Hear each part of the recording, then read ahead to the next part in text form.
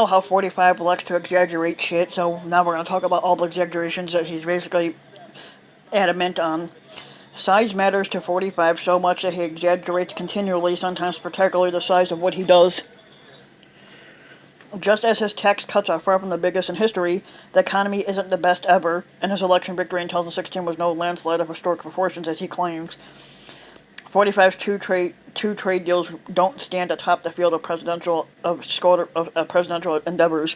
One is a partial settlement of trade grievances with China. The other is a refresh of what past presidents created for North America. The opening of the Senate impeachment trial stirred other fabrications from the squatter this past week, while Democratic presidential contenders engaged in a friendly debate before the first votes at the 2020 campaign in Iowa. A sampling from a week in political rhetoric. On the trade, 45 on his trade agreement with China. This is the biggest deal there is anywhere in the world by far. This was his remarks Wednesday at the signing. 45 on the China deal and his updated North American trade agreement. So we've done two of the biggest trade deals. They are the two biggest trade deals in the world ever done. That was his remarks at the White House on Thursday. The facts are neither claim is true. The China agreement is not nearly as big as the U.S.-Mexico-Canada agreement, so it's not the largest ever, much less by far. The deal with Canada and Mexico was an update of the long-standing North American Free Trade Agreement that was worked out by former presidents Bill Clinton and W. Bush. The North American agreement also is not the largest ever. For instance, 123 countries signed the Uruguay Round Agreement that liberalized trade and produced the World Trade Organization in 1994. The organization's initial membership counted for more than 90% of the global economic output. The Federal Reserve Bank of Boston found, and that was before China joined the organization, also bigger, the Trans-Pacific Partnership, which would have joined North America with Pacific Rim countries in freer trade. 45 took the U.S. out after the deal was negotiated and before the U.S. ratified it. The European Union was formed from a giant deal. This China deal leaves tariffs in place on about $360 billion in imports from China and pushes substantial remaining disputes ahead to a second phase of the negotiations. 45 also on the China deal. He says, "I did the biggest deal ever done in the history of our country yesterday in terms of trade and probably other things too if you think about it." Remarks from on Thursday. The fact is, 45 is even more wildly off the mark and speculating that his China trade deal eclipses all other international agreements even outside of the trade. The Montreal Protocol, aimed at protecting Earth's ozone layer, was ratified by every member of the state of the United Nations. A variety of other agreements on the rights of children, world health standards, droughts achieved nearly universal ratification. More than 190 countries signed the Paris Accord on climate change, of which more than 180 have ratified it. The U.S. is pulling out of that one. On the impeachment, 45, we demand fairness, he shouts at Pelosi and the do-nothing Democrats when technically Democrats have passed about 300 bills that are sitting on Mitch McConnell's desk that he hasn't even signed off. Yet the Dems in the House wouldn't let us have one witness, no lawyers, or even ask questions. Tweet Monday referring to House Speaker Nancy Pelosi.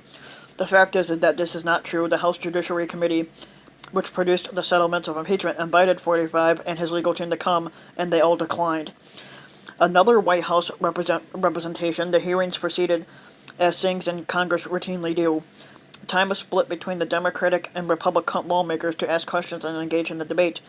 Lawyers for Democrats and the Republicans on the committee presented the case for and against impeachment articles, and members questioned witnesses, among them academic called forward by Republicans.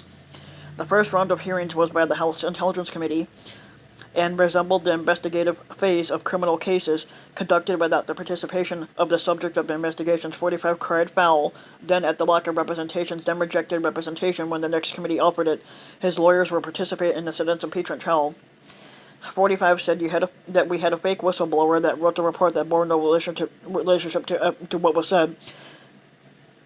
Everything was false, remarks on Thursday. The fact is, 45's statement is false. The whistleblower's account of a phone call between 45 and Ukraine's leader in July closely resembled what was said. Judging by the rough transcript released later by the White House itself and by the testimony of officials who listened in on the call.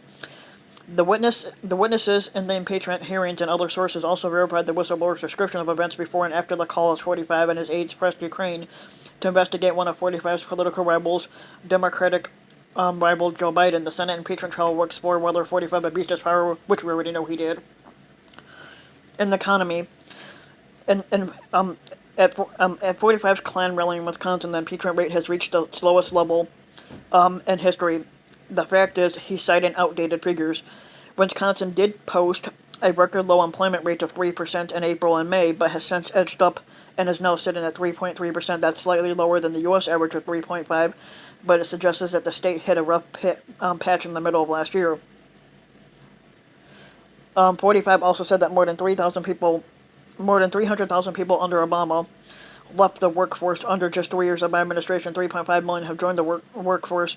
The fact is that 45 is wrong about Barack Obama's record. More than 5 million people joined the U.S. labor force during Obama's presidency, according to Labor Department figures.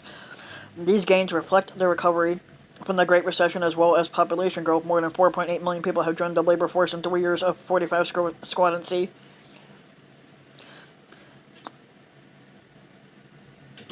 Under the 45 economy, the lowest paid earners are reaping the biggest, fastest, and largest gains. Earning for the bottom 10% are rising faster than the earnings for the top 10 proportionally. This was a claim that he made at this Klan rally in Milwaukee.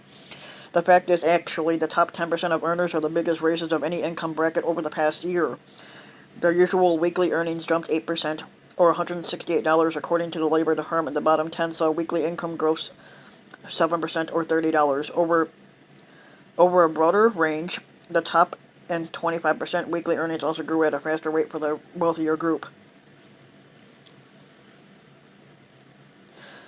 45 also claimed that he's created 7 million jobs since the election, including more than 1 million manufacturing and construction jobs. Nobody thought this was possible. This was a claim at his Klan rally in Milwaukee. The fact is, his numbers are not really right, though they are less impressive than what 45 claims. Job gains under 45 over the past 3 years were lower than during the final 3 years of Obama's presidency. More than 8 million jobs were added during that period under Obama, including 1.2 million combined in manufacturing and construction. What these figures suggest is that much of the job growth under 45 reflects the momentum from a recovery that officially began in the middle of 2009 under Obama. So he's trying to take credit for Obama's economy.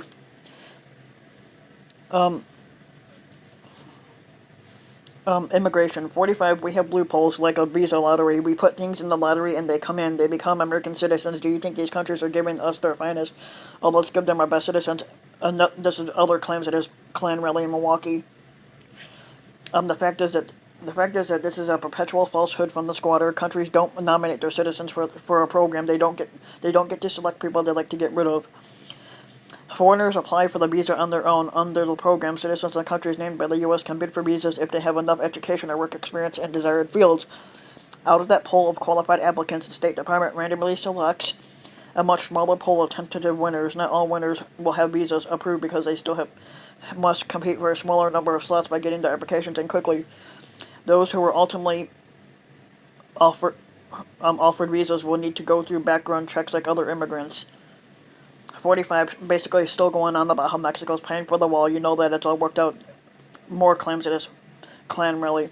The fact is, Mexico is not paying for the wall as 45 promised. 45 has argued that the updated trade agreement with Canada and Mexico will pay for the wall because of economic benefits he predicts will come from the deal. Nothing in the trade agreement would cover to fund the construction cost or require Mexico to pay for this wall.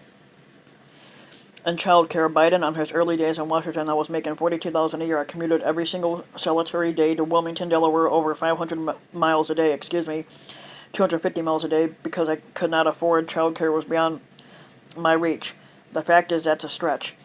Biden's wife and daughter died in a car accident after he won a Senate seat in 1972 as a single parent working far out of town. Biden might have faced steeper child care costs than people who work locally do, but his Senate salary, actually $42,500, was worth more than $256,000 in today's dollars. That's more than 4 times the median household income now. 45 says that he was the person who saved pre-existing conditions in your healthcare. You have it now. This is his tweet on Monday. The fact is, that's false. People with pre-existing medical problems have health insurance protections because of Obama's healthcare law, which 45 is trying to dismantle and discard of.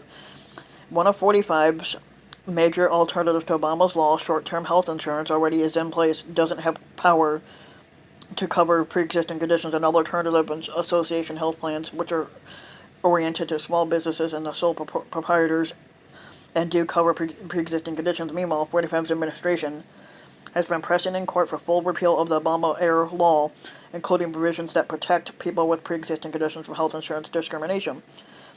With Obamacare still in place, insurers in the individual marketplace must take all applicants regardless of medical history and charge the same standard premiums to healthy people and those who have poor health or medical problems.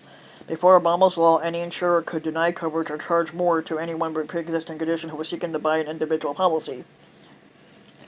Bernie Sanders' Medicare for All will cost substantially less than the status quo. The fact is, there's no guarantee of that. The nonpartisan Congressional Budget Office said in a report that last year that total spending under a single-payer system like the Vermont Senator and Democratic presidential candidate favors might be the higher or lower than under the current system, depending on the key figures of the new one. Those features have to do with the design of the system, questions such as payment rates for hospitals and doctors and whether patients are required to pay part of that cost of their care. Sanders says his plan would require no cost sharing for patients, no copays, and no deductibles, but completely free care could trigger a surge in demand for medical services, raising the cost. Other countries that provide coverage for all do use cost sharing to help keep track of spending. A research report last year by the nonprofit RAND think tank estimated that Medicare for All plans similar to what Sanders wants would modestly raise total U.S. health spending. On the military, 45 on killing Iranian General Soleimani. The Democrats and the fake news are trying to make terrorist Soleimani into a wonderful guy. This was a tweet on Monday. 45 says, "You know what bothers me? You know what bothers me when I see a Nancy Pelosi trying to defend this monster from Iran. When Nancy Pelosi and the Democrats want to defend him, I think that's a very bad thing for this country." He remarks on January 9th at an event on environmental regulations. The fact is that this is a fabrication. The Democrats did not praise or defend the Iranian general. They criticized the action that Trump took. Pelosi called the U.S. missile strike provocative and disproportionate while branding Soleimani a terrible person. Similarly, Democratic presidential candidates criticized 45's strategy and the fact that he did not notify or consult Congress in advance while making clear they considered Soleimani anything but wonderful.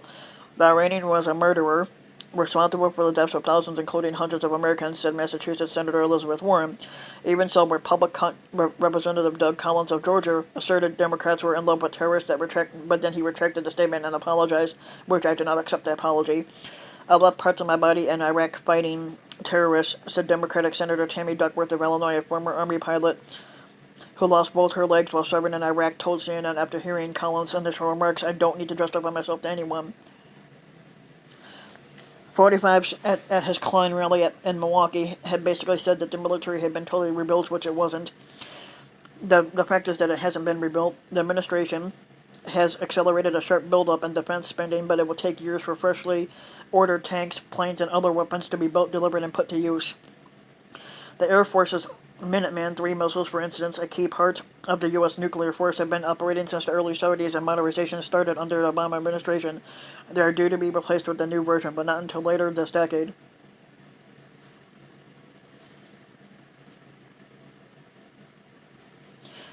Biden was asked to bring 156,000 troops home from that war, which he did.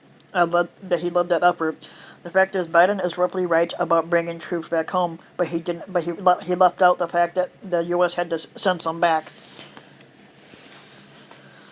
Obama did designate Biden, his vice president, to take the lead in pulling U.S. forces out of Iraq and coordinating efforts to maintain stability in Baghdad. His results were mixed. Biden and Obama failed to win agreement from the Iraqi government to keep a limited number of U.S. troops there after December 2011. That was the deadline for a complete U.S. pullout under a deal negotiated by the Bush administration. Biden was still a vice president when Obama was compelled to return American troops to Iraq in 2014 after the rise of the Islamic State group.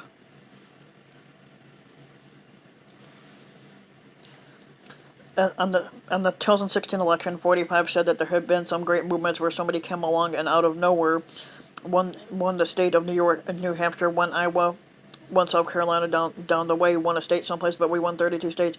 The fact is 45 won 30 states, not 32.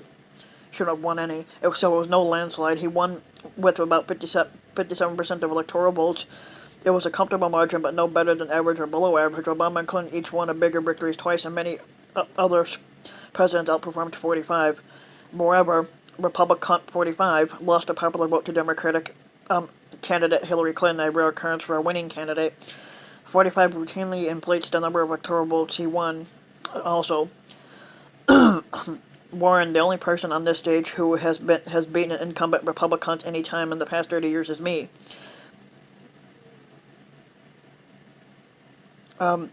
Justice Sanders said, just to set the record straight. Sanders said he defeated the Republican incumbent running for Congress. Warren said, I was the only one who has beaten an incumbent Republican in 30 years. The fact is, Sanders wins his argument, one of the stranger disputes of the night, by a matter of months. In November of 1990, Sanders beat Republican incumbent Peter Smith to take Vermont's only House seat. That was 29 years ago, and 2 months ago, Sanders' win technically slips in the 30-year window. Yep.